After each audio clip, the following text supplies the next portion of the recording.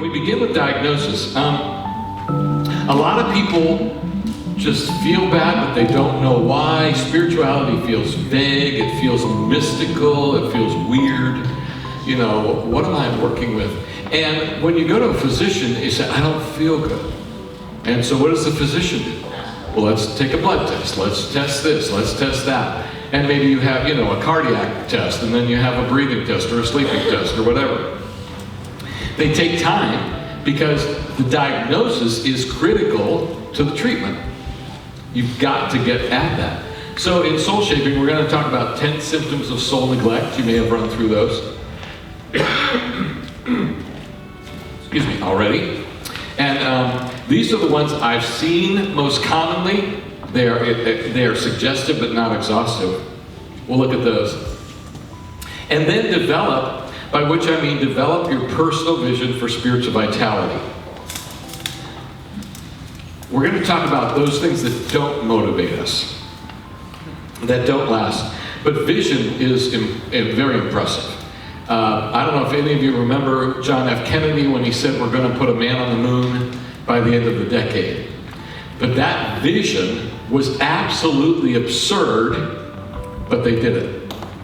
And NASA had all these resources and all, and you and I have PVC, plastic because of the, there's so many spin-offs from the space program, but they did it because they had a clear vision. He didn't say how. We have to, and when we have a vision for our lives, you have to leave how with God. Leave how with God. That's one of my big things about letting go. Lord, we're going to get there, but I don't know how. You got a problem, Lord, and I'll watch you work it out. Martin Luther King, I have a dream. It is not fully realized, but it's come a long way. And that dream was a catalytic vision. So your vision begins around that phrase, what did Jesus die to make possible in your life? What did he die to make possible in your life? If you were set free to live the life God wanted you to live, what would it look like? And that includes accomplishments, but it includes transformation more. So just to picture this here for you, and I often do this in a spiritual direction, or coaching, or consulting, or whatever. You've got your diagnosis, so the condition is here.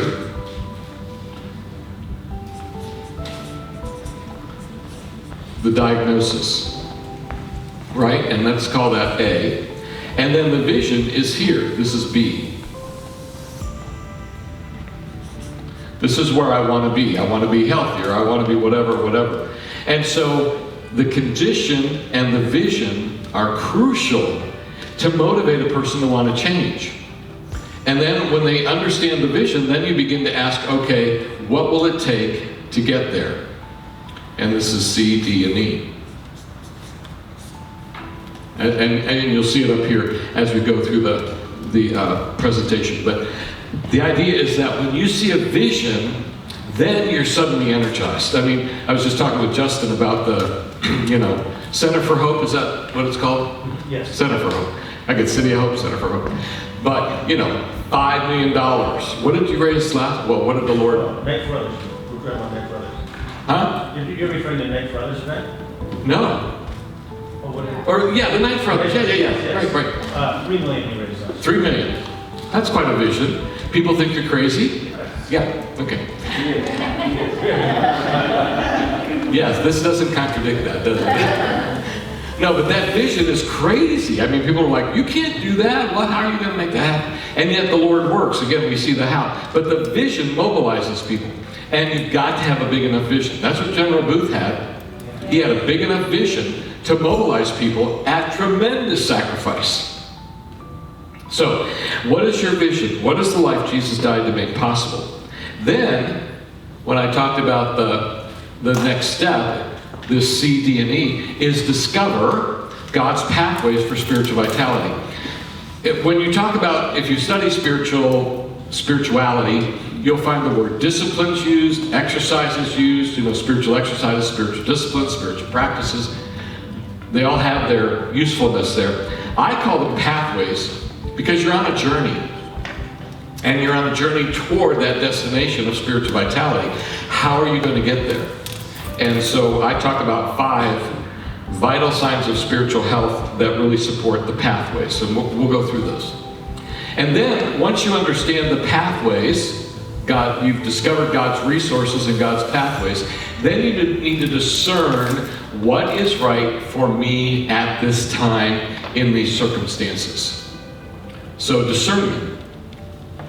The big problem with a book like this, and this book is 7,500 words.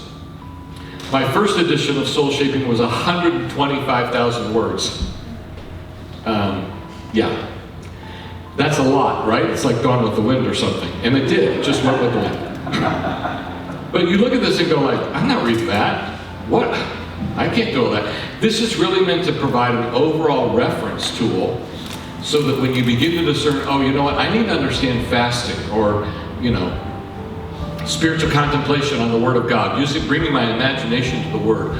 Or I need to find community, like Shannon, you talk about the discipline of community or whatever.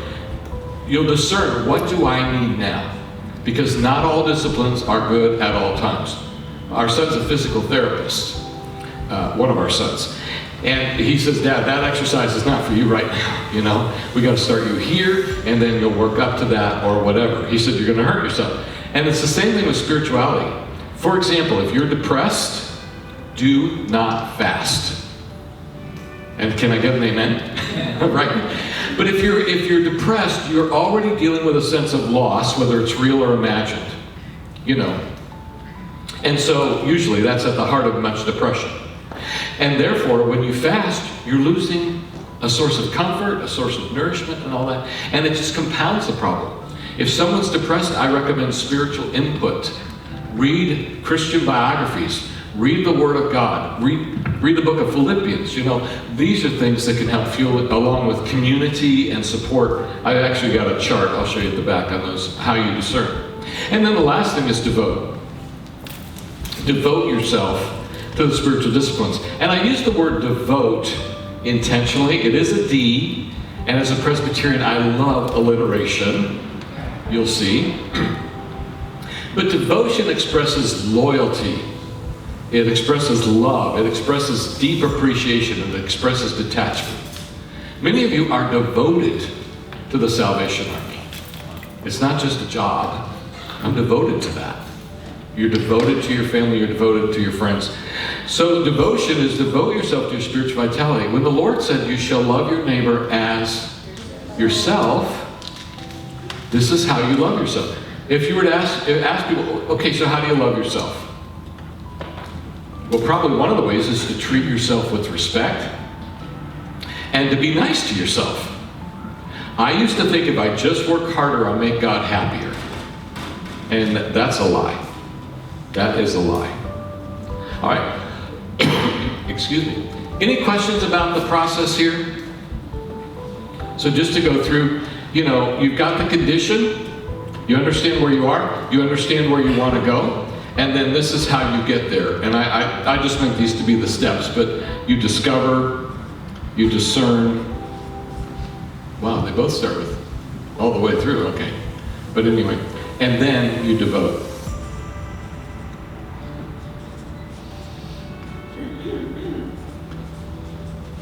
Any question or comment on that? Make sense? Pretty straightforward. Okay, so let's now begin to look at the first step here. And this is really, as we've been in the book Soulshaping, if you have your book or whatever, we've really been through kind of the stuff of chapter 1. The abundant life and all. And then in there, I give you a checkup on your soul condition, which is the symptoms of soul neglect. So we need to understand the consequences of soul neglect.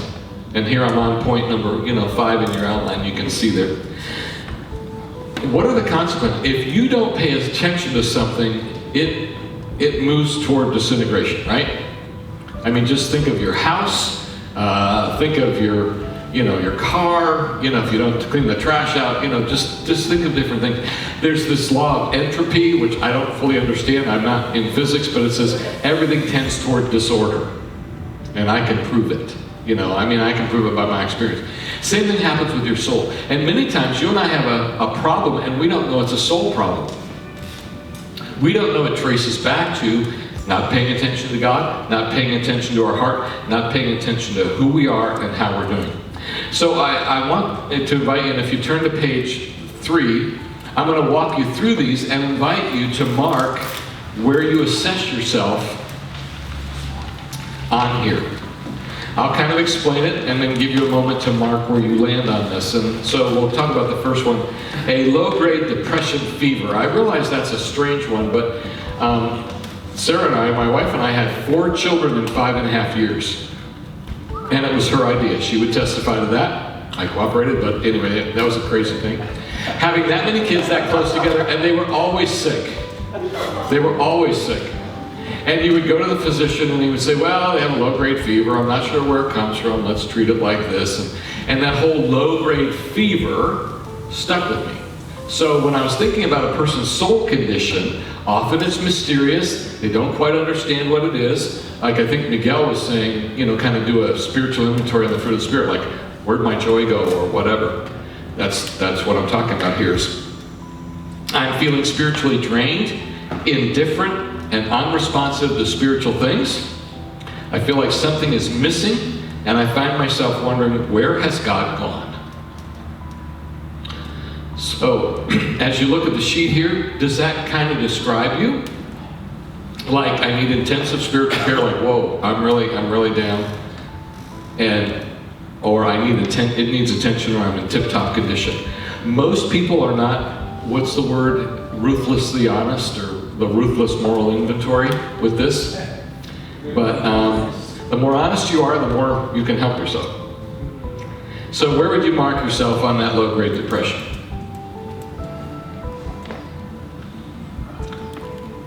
Let's look at the next one. Busy but bored.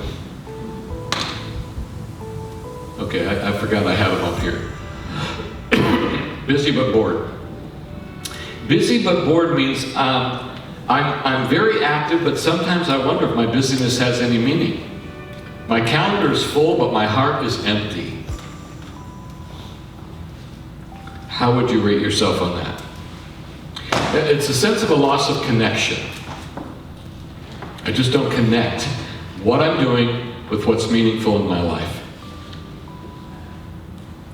The next one, losing control over life's routine. Now this looks like busy but bored, but it's not. This one really means I feel overwhelmed by the constant press of demands. I'm not able to keep all the balls in the air or keep all the plates spinning. It seems like there's no time just to let down and catch my spiritual breath.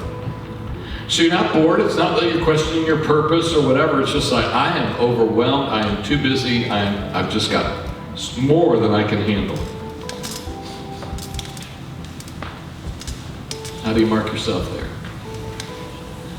I'm losing responsiveness to others. I find it difficult to be with people. And I used to enjoy being with them. This is not just a more introverted personality here. But it feels like I have run out of cope. I just can't handle it anymore. If the phone rings one more time, I'm going to throw it away. Withdrawing from leadership and from responsibility in leadership. I am losing the ability to respond to a need or obligation. My reserves are drained, and often I feel it's all I can do to just manage my own life, let alone all my other responsibilities.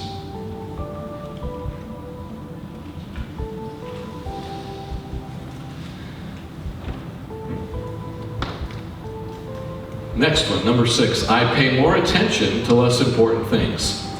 I say if you're reading your junk mail, you have a problem. Okay? There are definitely times when I needed something light to do, because what I found is I was a lead pastor for 40 years over 4 different staffs. And eventually you kind of get to the point where you pretty much get to do what you feel you should do. Not always. But then I felt like my mental calendar was so dense, I just wanted something light to do. Like, give me a committee meeting. I'm tired of being alone and writing and studying. That really is a strange place to be, I gotta tell you, saying I need a committee meeting. But it's easy to want to pay attention to less important things just to get out of the stress of it all. I lack the energy and motivation to focus on meaningful work. I find myself spending time on familiar, easy, busy work. You know, as you grow in leadership, one of the things you say is not what more can I do, but what can I give to others? What do I need to release to others for me to focus? And sometimes you'll keep that stuff and do it yourself. Next one, restless and dissatisfied. I often feel restless, like I'm missing something I need to feel settled and satisfied.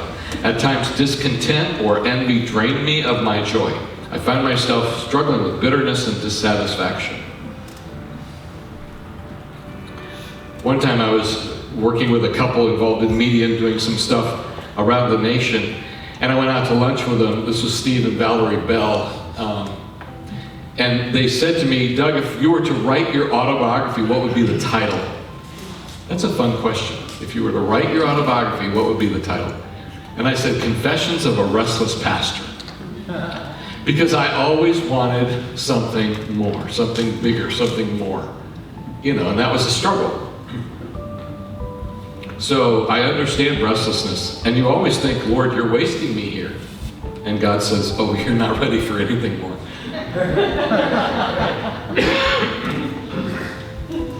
So none of these describe me, by the way, but I've heard others have these problems. No. Okay, the next one. I'm falling into unhealthy habits and temptations. I'm succumbing to unhealthy habits, even ones I successfully resisted in the past. I'm growing more impulsive, finding it increasingly difficult to resist temptation.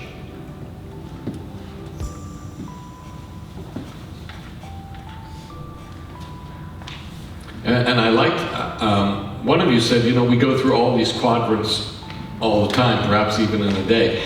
Again, with some of these symptoms, we can feel like, oh, wow, I thought that was done with. I'm still dealing with that. All right. The next one follows right on that kind of, which is preoccupied with guilt and shame. When I sin, I seem to be getting stuck in my grief and guilt. I'm finding it difficult to experience God's forgiveness and move forward. The parable of the prodigal son is the most helpful parable to me ever. Because when the son came running up to him, did the father say, whoa, whoa, whoa, wait just a minute. Do you know what you did to us? And do you know what you did to your older brother? He just wrapped him up right there.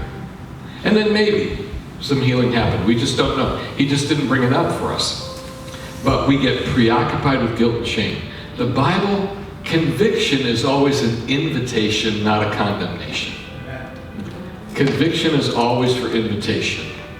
And the Lord always, you know, He may make us aware of something so that He can heal us. And we've got to see that mercy. The last one is the most frightening. I'm becoming spiritually apathetic and indifferent. And this can be selective. But I'm not as intent on doing right nor avoiding what I know is wrong as I once was. I'm somewhat spiritually apathetic and less committed to pleasing God in my daily life. This is the drift. Most people don't fall, they drift over the edge. It's kind of that long, it can be a long, slow thing, and you think, what happened?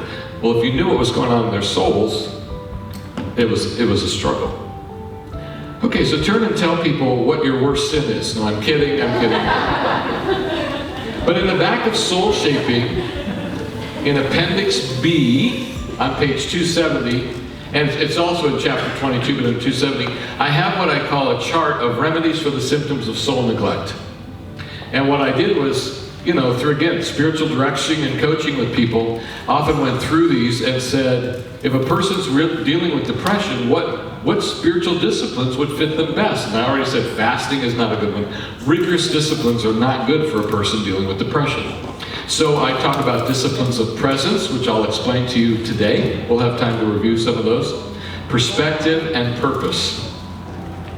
So presence, reviewing, to inventory your soul for a sense of loss and discover God's daily presence.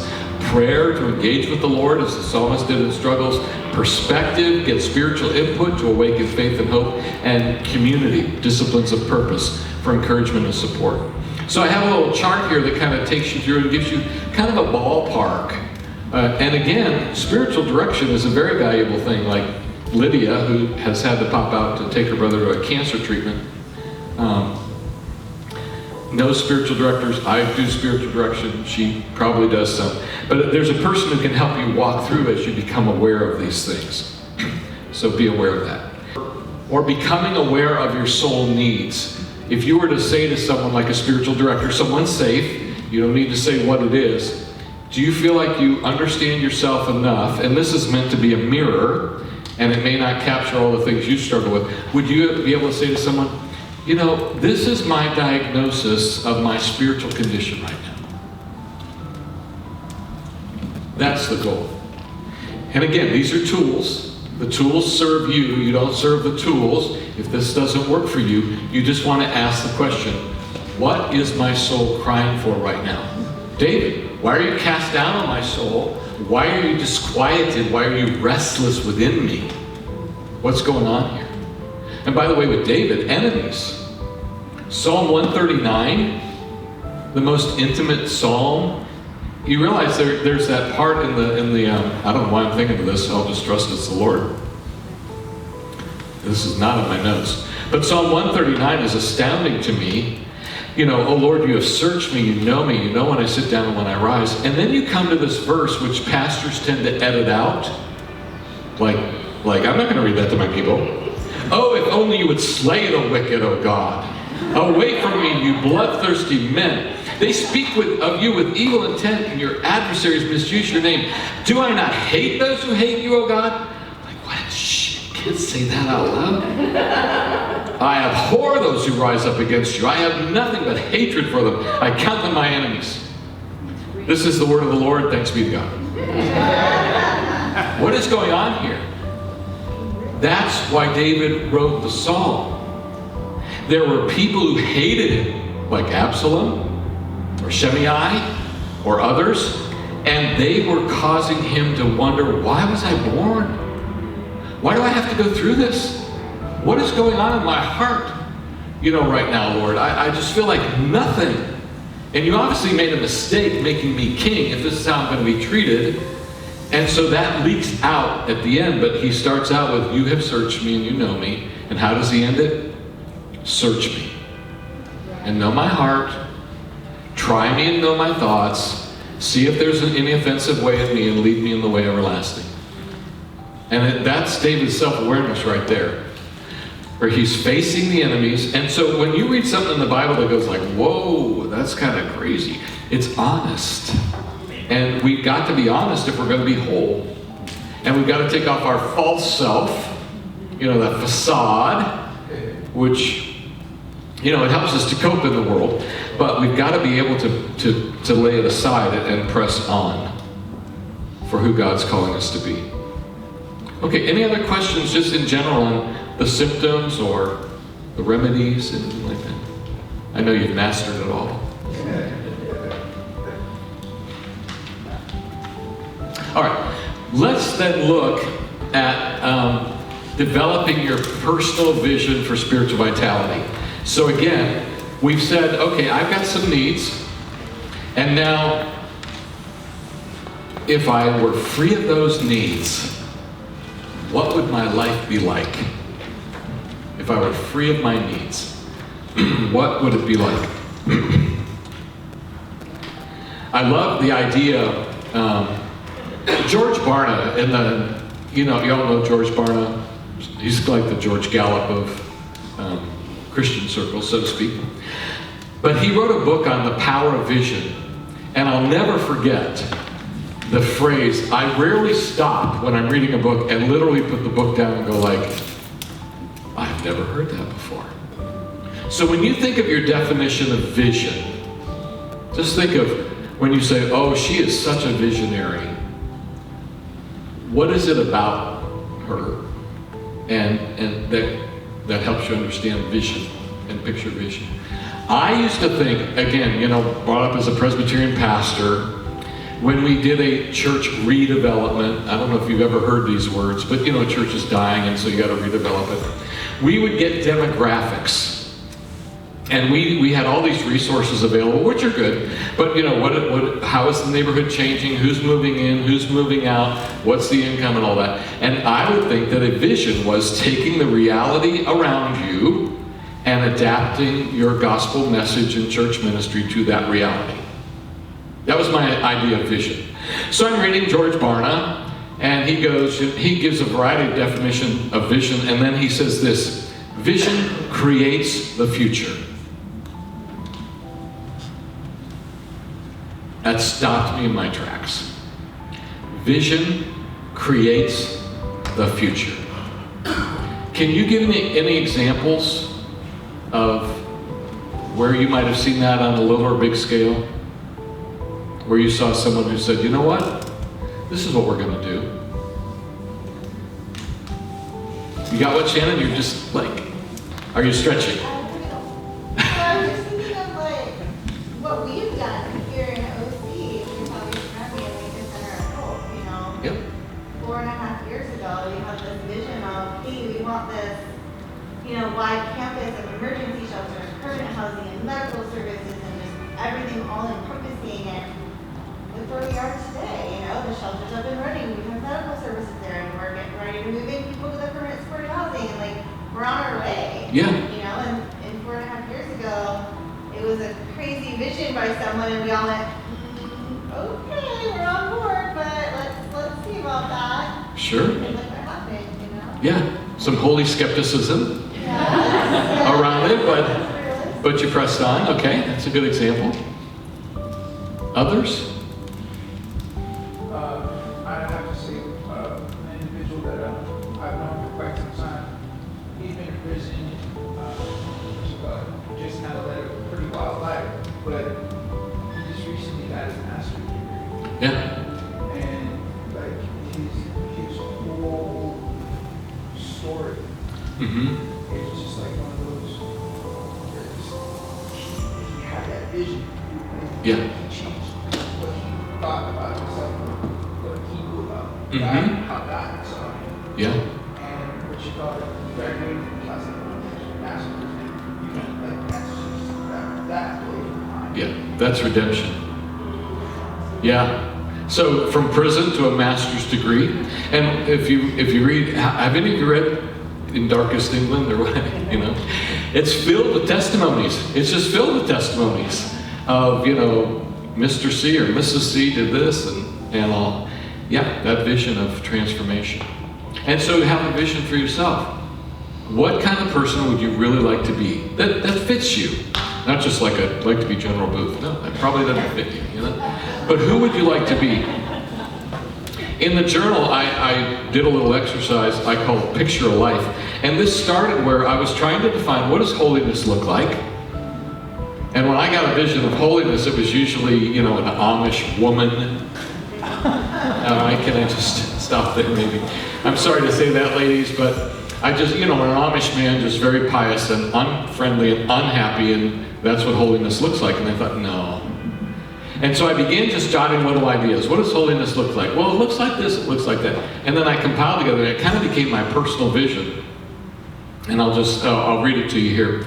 Picture a life in which joy carries you through the day and laughter comes as naturally as breathing. You are not lured by that which would destroy you, but are drawn to that which builds you up. You can trust yourself, having control over your thoughts and words, over your responses and reactions. You live above the distractions and deceptions of the world, being a non-anxious, very real presence to others around you. You have no need to hide. You can look others in the eye, valuing them for themselves alone, not for what they would give you. You find courage to face every conflict honorably, and strength to fulfill every responsibility faithfully. You endure suffering with courage, able to live with the questions. You can admit when you are wrong. You can say, I'm sorry, and begin again, and are gentle with yourself, renouncing the chains of shame and self-condemnation. You are connected to God who created you as you, and are becoming all that God created you to be. You are at peace in all circumstances, celebrating God's faithful provision in times of want, trusting in in times of abundance, trusting in quiet contentment in times of want. You are free to serve others willingly without thought or need for thanks. You have the freedom to live for an audience of one. Picture such a life, for it is meant to be yours. Our church, I don't know what you know about the Presbyterian Church, but the Presbyterian Church mainline denomination that I was a part of really began to go off the rails in some significant ways. For one thing, they began to say, well, I should say we, because I was part of it, but said Jesus is a way of salvation. A way. In dialogue with the Mormons and the Jews and the Muslims, they began to say, you know what, we can't say we're an exclusive religion. Jesus is right for us, but he may not be right for you. That was a problem. And then they began to say, the Bible contains the Word of God, but you have to find it. In other words, is it true, is it not true? And so it became a subjective discernment on the part of the reader rather than an objective reality to which we submitted. I always heard understand the Bible is stand under the Bible kind of thing. And then there became all the gender issues and the ordination issues and far more permissive and progressive than we were comfortable with.